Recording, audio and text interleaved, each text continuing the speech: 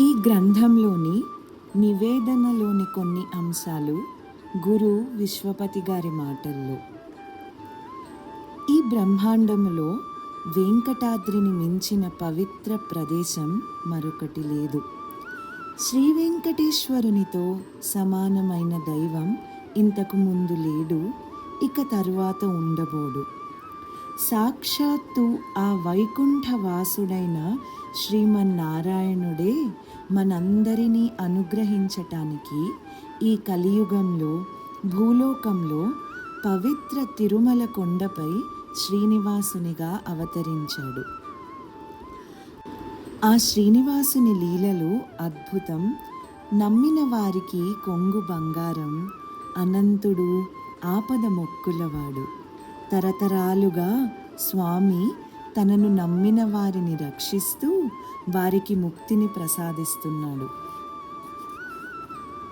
ఆ శ్రీనివాసునికి తన భక్తులంటే అత్యంత ప్రేమ.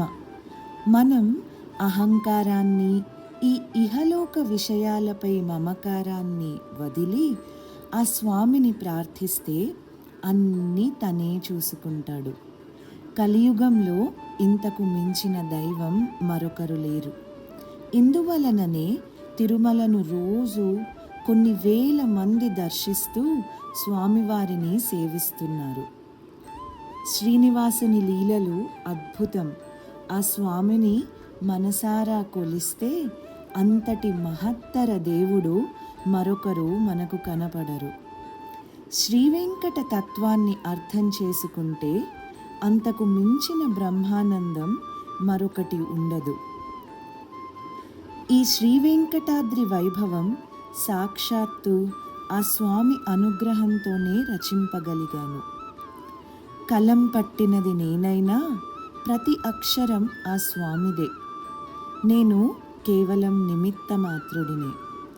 శ్రీ వెంకటేశ్వర స్వామివారి లీలలను, శ్రీ వెంకట తత్వాన్ని వివరిస్తూ నిత్యపారాయణ గ్రంథాలు ఎక్కువగా వచ్చినట్లు తోచదు. తేలిక భాషతో భక్తులందరూ చదువుకునేందుకు వీలుగా స్వామివారి నిత్య పారాయణ గ్రంథం రచింపగలిగితే బాగుంటుంది అని నేను ఎప్పటి నుంచో అనుకునేవాడిని.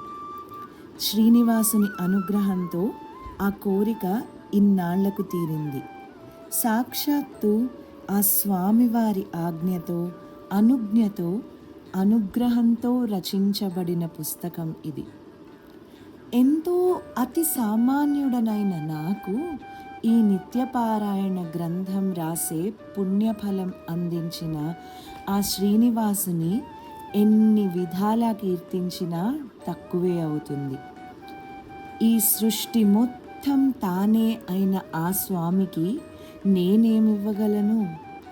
ఏమిచ్చినా ఆ స్వామిదే మళ్ళీ తిరిగి ఆయనకే సమర్పించడంగా ఉంటుంది. తిరుమల అద్భుత పవిత్ర ప్రదేశం. తిరుమలలో మనం ఏకాంతంగా ఏ ప్రదేశంలోనైనా కూర్చుని కళ్ళు మూసుకొని ప్రశాంత చిత్తంతో ధ్యానిస్తే ఓంకారనాదం స్పష్టంగా వినిపిస్తుంది, మన హృదయాలలో ప్రతిధ్వనిస్తుంది. అంతేకాక వేదాలు, ఉపనిషత్తులు, అష్టాదశ పురాణాల విశేషాలు వినిపిస్తాయి. ఇప్పటికీ 3,000,000 దేవతలు, మహామునులు అనేక దివ్య రూపాలలో సంచరిస్తున్న పవిత్ర ప్రదేశం తిరుమల. ఎన్నో జన్మల పుణ్యఫలం వలనే తిరుమలపై కాలు పెట్టే భాగ్యం, శ్రీవారి దర్శన భాగ్యం కలుగుతుంది. భక్తికి ఎటువంటి ఎల్లలు లేవు. చిన్న భక్తుడు, పెద్ద భక్తుడు అని ఎప్పుడూ ఉండరు. భక్తి ఒక అమృత స్రవంతి. అందరి భక్తికి మూలపురుషుడు ఆ శ్రీమన్నారాయణుడు ఒక్కడే. ఆ శ్రీనివాసుని ఆప్తులైన మీ అందరికీ నా నమస్కారం. ఇంతటి భాగ్యాన్ని ఇచ్చిన ఆ పరబ్రహ్మమూర్తికి ఇవే నా ప్రణామములు. ఎల్లప్పుడూ ఆ శ్రీవారి సేవలోనే గడుపుతానని, శ్రీవెంకట తత్వాన్ని ప్రజలందరి హృదయాలకు చేరువగా తీసుకువెళ్ళడమే నా జీవిత గమ్యం అని ఆ స్వామివారికి విన్నవించుకుంటున్నాను. సర్వే జనా సుఖినో భవంతు.